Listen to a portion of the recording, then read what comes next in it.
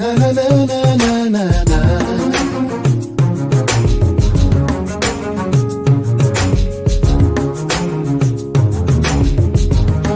Na na na na na na na.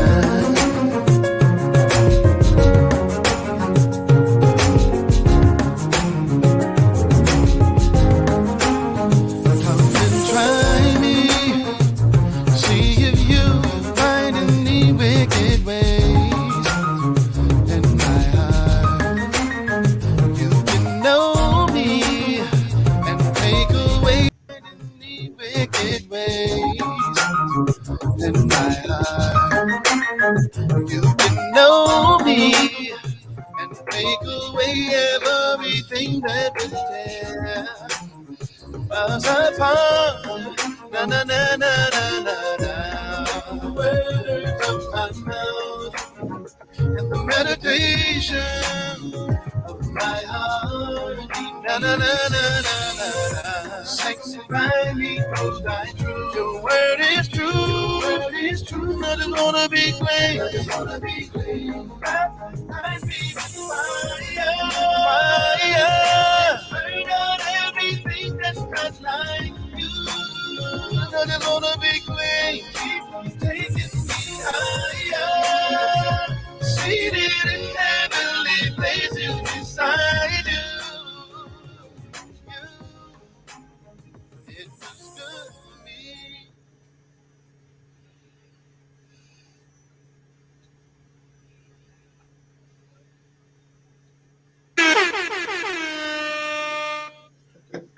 All right, ladies and gentlemen, welcome to the live show. My name is Tyrone Brown Jr., and I am so glad that you are with us this good Wednesday evening. It's definitely a privilege, an honor, and a pleasure to be with you. And I'm just excited to be here tonight. Of course, as you can tell,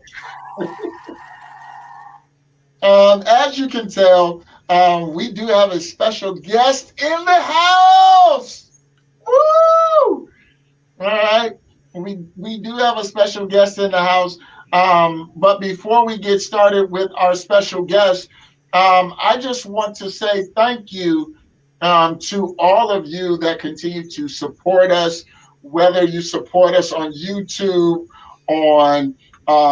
whether you support us on YouTube, on Twitter, on Twitch, even on Facebook Live. So thank you so much to all of you for your continued support. Also, guess what? We're even live on Who's Your Heat Radio. All right. So we're even live on Who's Your Heat Radio. And so if you are driving in your car, if you have not already downloaded that free, yeah, that's what I said, that free Who's Your Heat Radio app, go ahead and do that right quick so that you can get on with the show. And so without any further ado, I just want you to know that we have a fantastic guest in the studio tonight that I have been knowing for quite a number of years. This woman, she is all kinds of extraordinary and fantastic. She has so many things going on. And guess what? She's still in school. She's still in school and is still learning and still teaching and still growing and still moving. So without any further ado, look, ladies and gentlemen, I just want to introduce my good friend, Miss Jeni Elkins. Welcome to the show. Thank you so much, Tyrone. Thank you for having me tonight. I appreciate it so much. Absolutely. And I'm so glad that you have come on. What is up, Jason? Look, Pastor Jason is on, man. Look, he on. He said, "Hey, Jeni, hey, Tyrone." Hey there. So, look, I want to first start off by, talking about you and who you are and, where you come from. Let's start there first, and then we'll get into the juicy stuff. Well, I grew up in Northwest Indiana, spent a little time in Kentucky. I had between um, grandparents, step grandparents, and all that good stuff. I had 13 grandparents the day I was born. So that provided a lot of influence in my life. Yeah. Grew up in a middle class America city or town, and did not have an easy childhood. But I mean, I didn't lack for food or clothing, but it was not an easy childhood. And then I went to college at Indiana University, where I got a bachelor's in Spanish and communications and an MBA focused in marketing and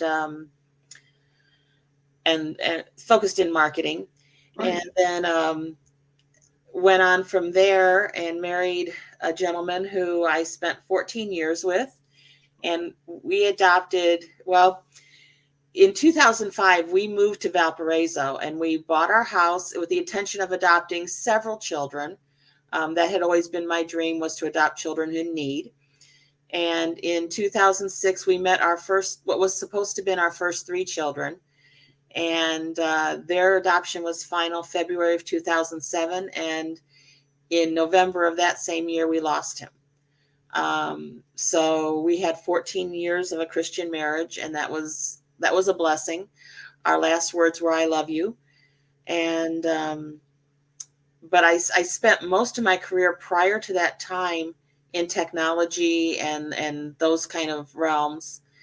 Left that when my husband passed and started working in children's causes. Actually had my own nonprofit for 5 years called Discoveries Unlimited that provided STEM mentoring to young ladies, and then continued in children's causes until, well, right before the pandemic hit. I left that to work in a law firm and started my second master's degree, which I will finish this July.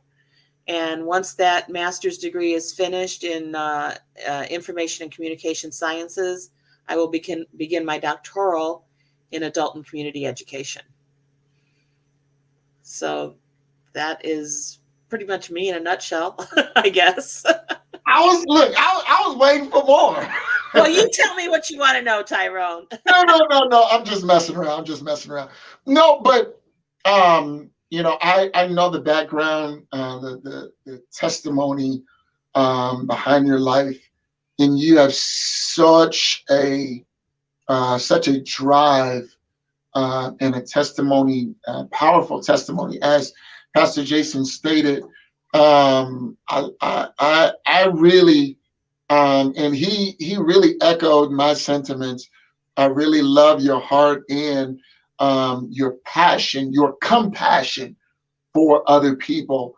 Look, ladies and gentlemen, if you're watching, this is our special guest, Jeni Elkins, and we're going to get into her testimony a bit because, she shared it with me, and I want people to understand that life ain't easy. And I know that's just kind of the throw in kind of saying, but no, you're gonna hear some things through Jeni's testimony tonight that's going to help you and hopefully help you and help you to understand that, look, we face, as human beings, we face some tough times in life.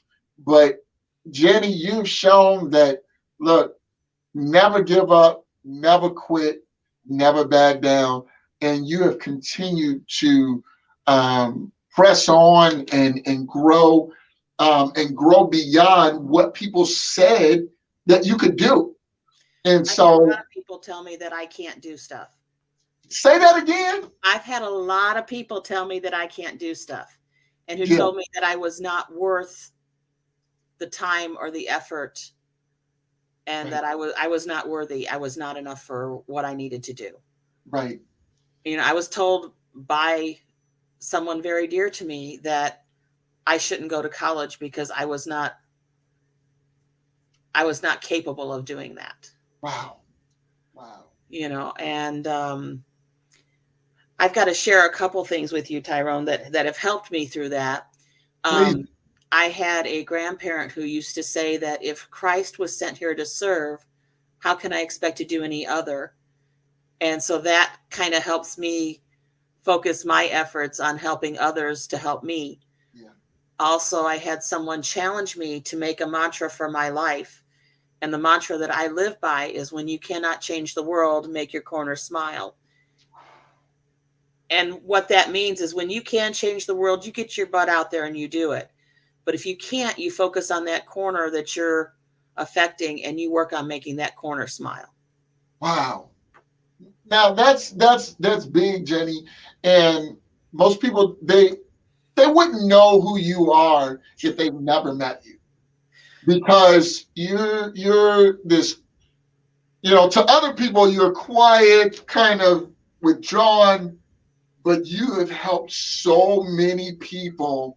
And I want you to understand, you can share as much as you're comfortable with, because I don't want to, pull things that, are still Tyrone, cool. you know my story. You can ask me any question and I will answer it. And if I'm not comfortable, I will say no. Okay. Okay. Well, and that's my point. I know your testimony, and I know how sensitive it is, but I want you to, because. Are you referring to my childhood? Correct. Okay. Yes, like I said, I did not have an easy childhood. We did not lack for a roof over our head. We did not lack for clothing. We did not lack for food. So in that sense, it was okay. To the outside world, we were okay. Yeah. But my father was an alcoholic, and beyond that, he was an abusive alcoholic. And I was the recipient of his abuse for over 8 years. I was basically used however he wanted to use me. And like I said, he was the one who told me that I shouldn't go to college because I was only worth working the streets. Wow. So, and I know that had to sting. And here it is, even moving forward in your life. How did you deal with that? Not well. I mean, I've had some very depressive issues. I've battled with that. I have come out on the other side. God has put the right people in my life at the right times. Yeah.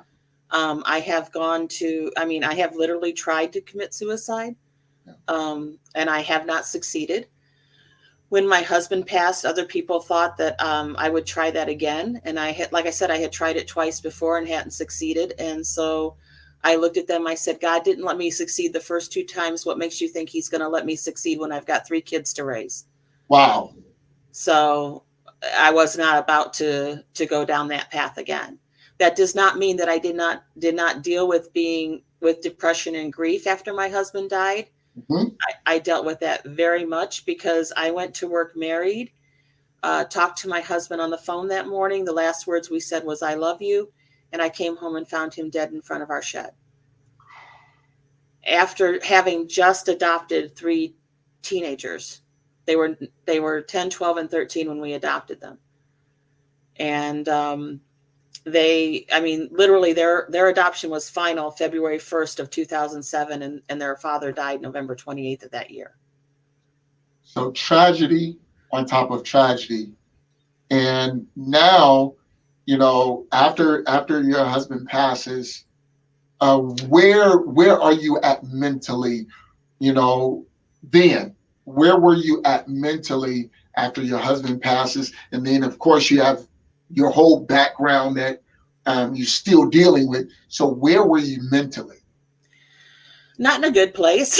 I mean, it was like my whole world had been turned over, which is, it's, looking for help, trying to find the resources, trying to do what I needed to do. And there was a lot of people who helped me. I have to say that there was a lot of people who who jumped in and provided us things. There was someone who shoveled our driveway, and to this day, I don't know. I mean, they shoveled our driveway every time it snowed. For 9 months after my husband passed, we did not buy a gallon of milk, and we always had milk in the fridge because somebody provided it. Wow. We had a secret Santa who showed up and provided my kids games and video games. And I mean, there was a lot of help and a lot of assistance because God, God sends the resources when they're needed. That's it. That's it. God sends the help when it's needed. Absolutely. And we don't always know why we're going through what we're going through, but he has a plan. But see, most people wouldn't think that God exists even after going through all of that, because you find people that are even going through this kind of stuff, and then they're saying, well, God doesn't exist. But even in the midst of turmoil, even in the midst of the things that you were going through, here it is, a rough childhood that you had to endure for 8 years, and then to get to become an adult, be married 14 years, and what was it, 9 to 10 months after adopting your first 3 children, and then have him, or come home and find him, not living. That is, that's cause for most people to go crazy. I didn't have a choice. Yeah. I had to be there for the kids. Yeah. You can't do that.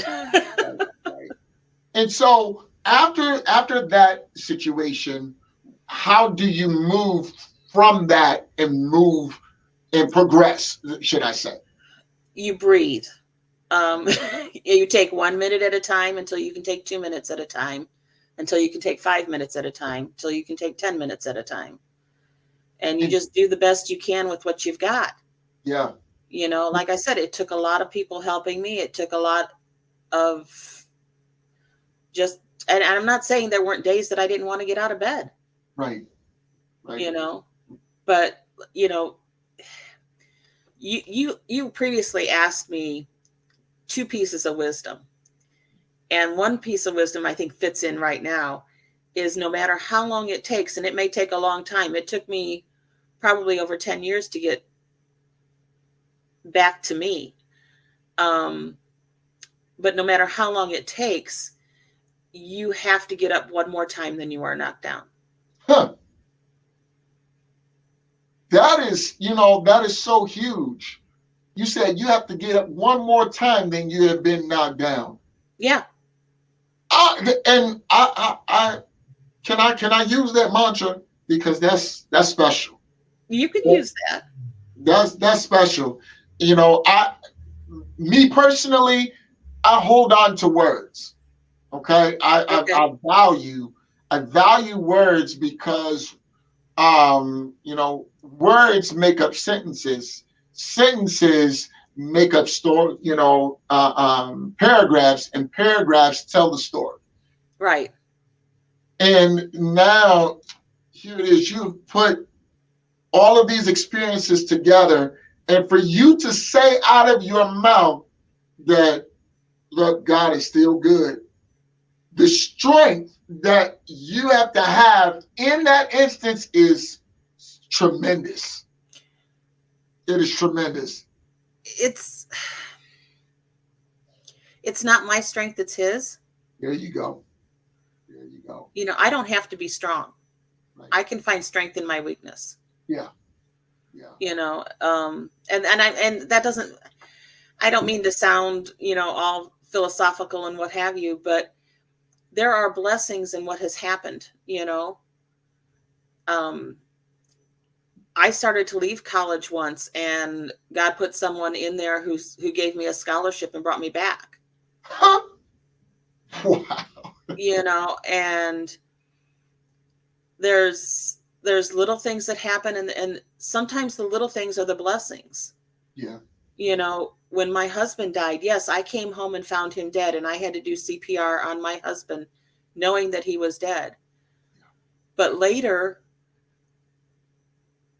a fight that my children had with their father the night before, which led them to be at a ball game, turned out to be a blessing, because had that not occurred, they would have been the ones who found their father and not me. And as hard as it was on me, I surely did not want them finding their father. Oh my goodness.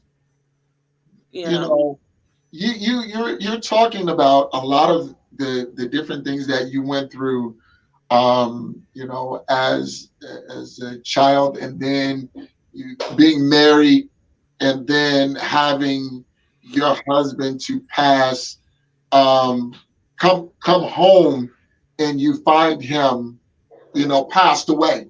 Now, I do want to ask you this, because what happened was, you say it was a miracle in disguise, really. But here it is in that time. Um, After that, when did you start seeing that it was time to, you know, start in education and all of that? What prompted you to start getting involved in education? well, I'd spent a lot of my career in technology, but it also at higher education places. I'd worked at Indiana University. I worked at Valparaiso University. So education has always been part of my life. Okay. Um, when my husband died and I walked away from the university job, I started a nonprofit to provide mentoring to young children, because Okay. children have always been my heart. Yeah. Going back to college, I had a person in my life who was a mentor to me, who kept trying to get me to go back to college. And when the pandemic hit and I was able to do it online, that was the time. Yeah. You know, that was the time to do it. And I always wanted to get my doctorate. Yeah. And this master's has led into the doctorate program. And the reason why I chose adult and community education, is because I want to take my life experiences and use it to help others. Yeah. So even in the mentoring, when you had your mentoring organization, what was it like? I mean, how did that take form even anyway? What we did with the mentoring organization is we recruited people who were actually in STEM careers, Okay. and matched them up with middle school girls one-on-one. And once a month we got together and did a STEM related activity. We toured different companies. We brought an astronaut from California to speak to the girls. Wow. We did space exploration in Hammond at the space facility. Okay. We did Museum of Science tours. We visited technology companies. We just did a myriad of things to try to inspire the young girls to follow careers in the STEM fields. So was this funded, or, you know, how was this funded? Initially, through some insurance proceeds, and then we received some grants. It was always on a shoestring budget and always by the seat of our pants. And it lasted 5 years before we had to close our doors. Wow. Those are, you know, some really great things that that you have done so far, and now you are working. Is it your second master's? Is that correct? Correct. It's my second master's. My first one was a master's of business administration with a focus on marketing. Okay. It's called CICS, which is Information and Communication Sciences, which kind of melds the business world with the technology field. It's my way of getting back into technology that I left when my husband passed away. I see. Wow. So now here it is. I tell you what, this is what we're going to do, ladies and gentlemen. Jackie, if we can go ahead and go to a quick commercial break and come right back, for Jeni to share even about Torn in Half And, we had a guest here some weeks back.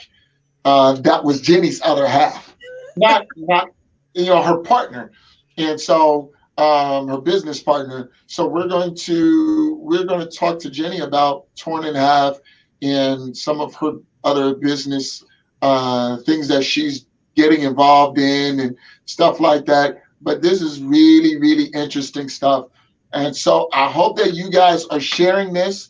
I hope that you guys don't go anywhere, because when we come back, we're going to talk about those things, and Jenny's going to be able to share, the interest that she has going on, and we just going to come back. Look, don't go anywhere. We're coming right back in a couple of minutes. Keep it right here to the live show.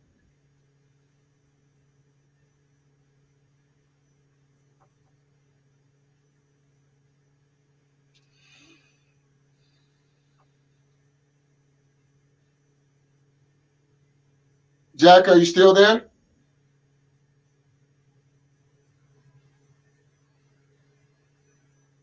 Okay. It seems like I think our producer may have stepped away from the desk, but I tell you what, let's do this. Okay, I got it. Let's do this. Um, Jenny, for torn in half, because I want to get into this story and be able to share. Um, are you there? I'm here. Okay, I want to get into this story really quickly, and begin to talk about torn in half and what it's based off of your life. So can you talk about torn in half? Torn in half. Like I said, my husband passed away suddenly, and we built Torn in Half to address the early widow, which is the widow who lost their husband, pretty much without warning. Um, in my search for finding resources, I went online as part of my process and tried to find a resource to help me. And I couldn't find very much. I mean, I could find widows groups of women at a later stage of life. But I was 40 years old and a widow with 3 kids, and I couldn't really find a group of women that would relate to that level in life. And so in my process, I was looking for life consults, life coaches, because I couldn't find the widow groups. And I came across a site that allowed me to sign up for inexpensive coaching. And I found Teresa. Yeah. And Teresa was a widow out of Texas who had lost her husband, and in a sudden method as well. Yeah. And so I hired her as a coach for a while. And then after the coaching thing was complete, I told her, I said, I don't think we're done yet. I think we have more work to do, because we need to build what we couldn't find. Ooh. Yeah. And so we needed to be the resource that we didn't have. We needed to be that resource for others. Okay. And we came up with the name Torn in Half because when you're married, it says the two shall be as one. Yeah. And then when you're not married, all of a sudden, everybody expects you to continue to live with half a body. Yeah. And how do you do that when you only have half a body? Right. You've only got one lung and one leg and one arm. How are you going to move forward? And that's how it feels. Your world is entirely different in an instant. And so Torn in Half was born. We built it as a Christian-based resource for widows. Okay. So what is Torn in Half? Is it a blog, or is it support, or what is Torn in Half? We view it as a ministry. We view it as our personal ministry. But it is a blog, and it is a blog that we write. We put up a new story every 2 weeks, And we have a listing of resources. Now, we have had people who have lost relatives that are not spouses use our site. We've had, we've had people use the site that have lost children. We've had people use the site that have lost grandparents. But it is marketed towards the early widow. Okay. So now what you're doing is you're investing into a resource that you did not have, or a source that you did not have when you were going through, as a support to those that need the resources. Correct. Wow. And we have written one book so far. We are working on another. Okay. The first book is The First Days, and it is for the spouse who have just lost their spouse. And it is a very short book, because at that point you don't have the bandwidth to read a very long book. Okay. It's the nitty gritty of what you need to do right then and there. So, I mean, and not to say any names, because I know that this is very private, but there are people that are coming to your blog constantly to get help, correct? As much, we send out a MailChimp to several people. We are posted on LinkedIn. We've had people come to us and say that it's been very useful for them. Wow, that's awesome. I love to hear that. And it does not matter, even in, and I think that's more that's the best thing to have, especially with what's going on now with COVID, and people are looking for resources, and here it is, you are providing a resource to people that have lost not just a loved one, but also spouses.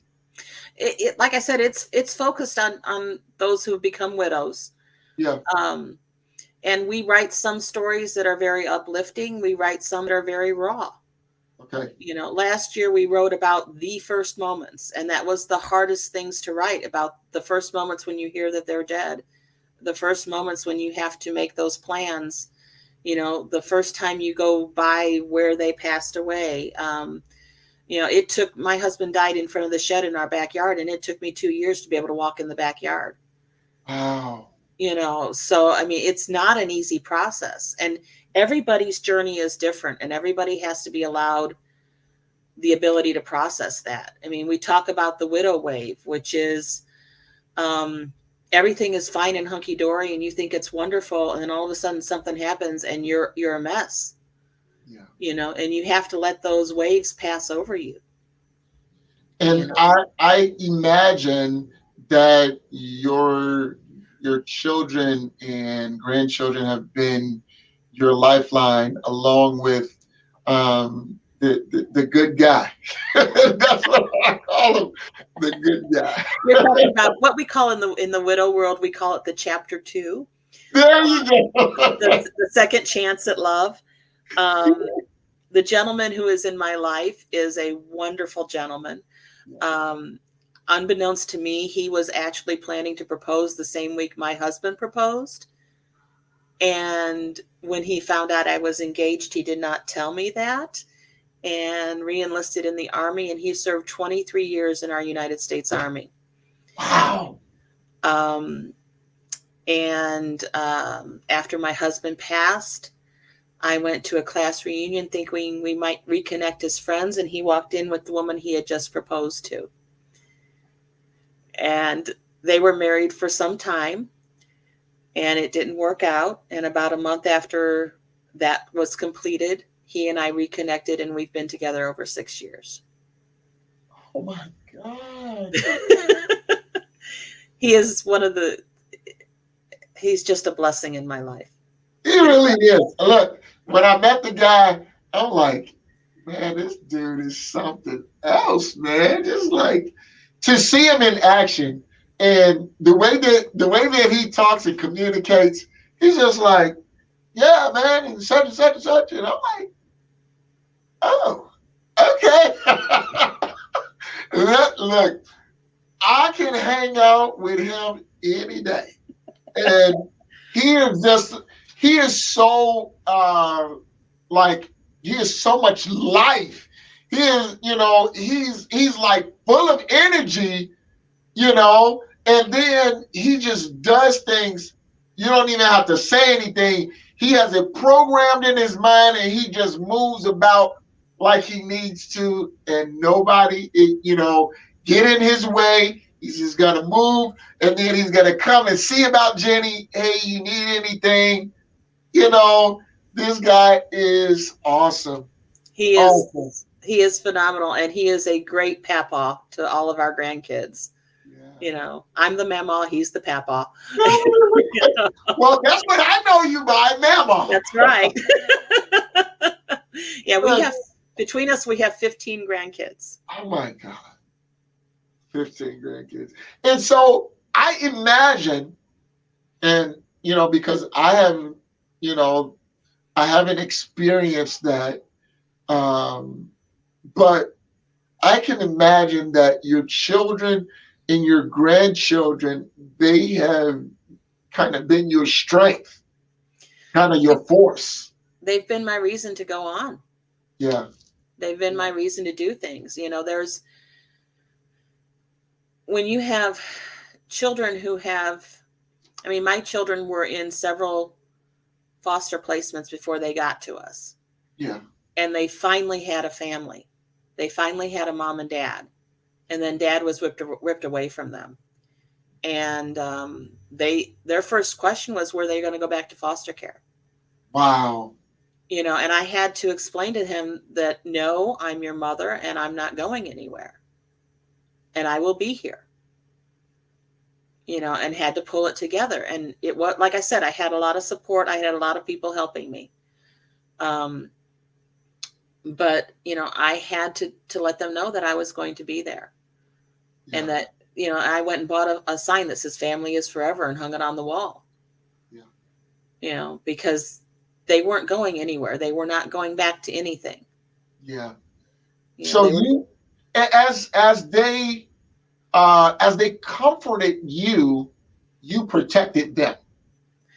We all gathered together. We all did it for each other. Okay. We became a unit. Yeah. And that's what makes families. Of course, we go through different things as families, and a lot of times, family members don't like this family member because they might have done or said something that was off or anything like that. But here it is, even through your stressful times, it made you draw closer together. Yeah, and I'm like not saying that everything's perfect, Tyrone, because it's not. Right. There's struggles and there's trials and in all of it, and you guys are just getting the tip of my iceberg here. But my children are all grown now. I have the 3 that I adopted, and I have 3 individuals that came in my life that call me their second mama. And I don't care how they came to me, they're still my children. So I have 6 kids. We call them the 3 adopted and the 3 acquired, but they're all mine. Wow. That's cool. And because of that, I have 15 grandchildren. Yeah. Yeah. 15 grandchildren. Now, let me just say this. Let me just tell you this.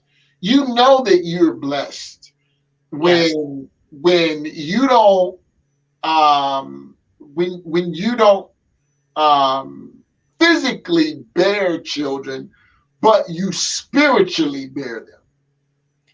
God brought to me what I needed. Wow.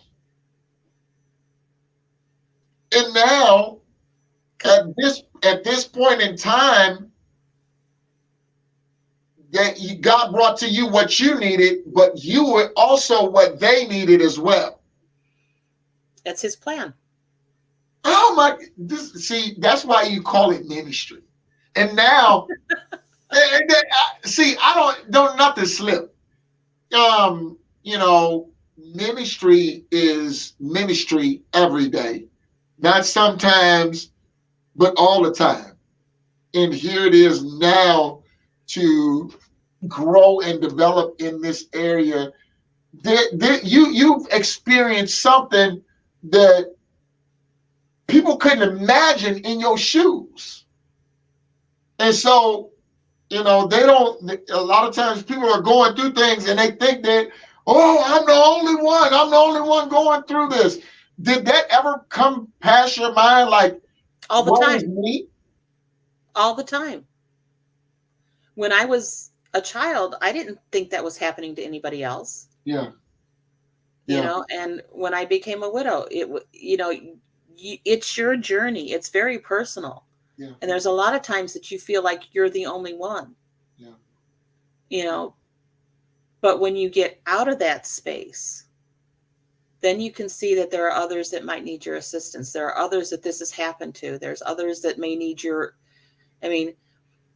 if somebody asks me about my abuse, I'm very open about it. If somebody asks me about widowhood, I'm very open about it. Let me give you an example. I went to a doctor's office the other day, and God puts people, he's funny. But I sit down and there's two women a woman on each side of me, and they were both widows. Okay. And I ended up spending the time while my boyfriend was seeing the doctor talking to these widows about their journeys and about the book that I had written and about the things that I do and trying to help bless them. But they blessed me, because every once in a while I think, should I still be doing this ministry? Should I still be doing Torn in Half? And at that point, God throws a widow at me, like, duh, you need to be doing this. Here you go. Here's the proof. And I'm not perfect. I don't have all the answers. I just have my experiences. And Jeni, thank you so much for saying that. Because a lot of times people look at me crazy when I say it. But here it is. Our experiences challenge us to not be perfect, but to actually help others that are going through the same things. Well, and I'm going to go back to another grandparent saying, I had a grandparent who once said, God only sent one perfect man to earth and we crucified him. I'm okay with being imperfect. Woo! So we can't be perfect. Yeah. We can just be covered by grace. See, you're giving me chills. I just, I try to behave myself when I'm in the studio, because people say, Tyrone, you preach all the time. Well, what's in you gonna come out of you, regardless of what's going on. And a lot of times the vessel that's being used, they want the vessel to be perfect. You can't be. But that's the whole key. God calls flawed men and women. He called Moses, but sent Aaron to speak for him. Come on. And I'm not trying to be religious here. No, I'm just trying to be me. And like I said, Torn in Half, and I know we're kind of getting off topic, but Torn in Half was built to serve the widows who need help. Yeah. To provide our stories, our experiences, and that's what we speak from. This is the thing, Jeni, and actually we're right on topic, because here it is. People think that life is cookie cutter. You know what I'm saying? they think, well, if I do good, then I get good. If I have all of the money in the world, then my life is going to be perfect, and then I'm never going to struggle with anything. Everything is going to be A-okay, but that's fantasy. And so what the things that you're discussing, you're letting us know that life ain't, it ain't just step by step. a lot of times you're going to take a detour in the middle of a step. Yeah. I mean, we were planning on I had read a book in the 4th grade called The Family Nobody Wanted, written by Helen Doss. It was written in the 1930s and spoke of a couple that had adopted 12 kids. Yeah. And that was my intent. That was my husband's intent when we bought this house, was to adopt as many kids as we could that were in need. And we adopted 3, and we were about to adopt 2 more, and he was gone. So, but although I didn't adopt those 12 that I wanted to adopt, others around me, seeing my path, became foster parents. And some of them have adopted. So what we did affected other people. It had a ripple effect. Yeah. Yeah. So we have affected the lives of many others. And that's all we can do is provide our experience and our knowledge. And that's so good. I'm so glad that you came on to share your story. And for those ladies and gentlemen that if you're watching this or if you are listening by Hoosier Heat Radio, Jeni's information is scrolling at the bottom. She is, a great person, a great listener. And here it is. Let me tell you, if somebody can take on 6 children that they did not birth and help to mentor them and raise them as their own, look, they can definitely help. if nothing else, they can help. Okay. And so her information is scrolling at the bottom of the screen. For those of you that need to contact her, Jeni at fetchhappiness.com, also torninhalf.com, and torninhalf@gmail.com. Okay, so all of those ways to get in contact with her, let me tell you, there are so many people, even through this pandemic, not just with the pandemic, but look at all that's going on in the world. We're all looking for resources and things that we can do to help our mental health. And I continue to talk about mental health because so many people are going through mental health crisis by everything that's going on. Stress and anxiety and fear and all of this kind of stuff. And so Jeni, not that she's and she said it all through this podcast, she's not perfect, but she has gone through some things that can help other people along. Jeni, any last closing words and things that you want to share before we close tonight? I would just invite them to, like I said, no matter how long it takes to get back up one more time than you've been knocked down, and to realize that here's the other piece of wisdom that I wrote down is people are going to judge you no matter what you do. You do you. As long as you're not hurting anybody and you're doing the best you can, somebody's always going to have an opinion. Yep.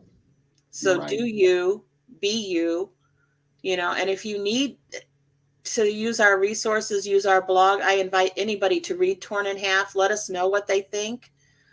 We welcome your thoughts. We do this for those who need it. So, we hope that it is a blessing to others. And you, again, this is the second half of Torn in Half. Yes. Okay? Because Teresa came on some weeks ago and we had her on and had her, to talk about her life. But this is the second half of the business partner. And actually, Jeni was supposed to be first. Some things happened with education and her, studying for different things. But Jeni, I'm so happy that you came on and shared. Well, thank you And for having me. And if you want to talk about the other topics in depth later, we can do that as well. absolutely, absolutely. Matter of fact, this ain't gonna be your last time, so trust me. Matter of fact, matter of fact, we need to get the good guy up in here because at our men's roundtable, because he can definitely share from his perspective as well. But I'm so thankful that you joined us tonight, and was able to share your testimony and talk about Torn in Half. I pray that people learn from it and that they will get the book, that they will value the resources that are out there. It is available on Amazon, and there is a link to it on our website. And my hope is just that this podcast and what we're doing has blessed and will help others. Definitely. Well, again, look, Jeni, thank you so much. And look, ladies and gentlemen, we appreciate you all so much. For those of you that are on YouTube, Twitter, Twitch, and Facebook Live, thank you so much. For those of you that are listening on Hoosier Heat Radio, we appreciate you. And also for those of you that are on our website, www.thelifeshowpodcast.com, man, you guys are the best. Until next time, look, God bless you. God keep you is always our prayer. Peace.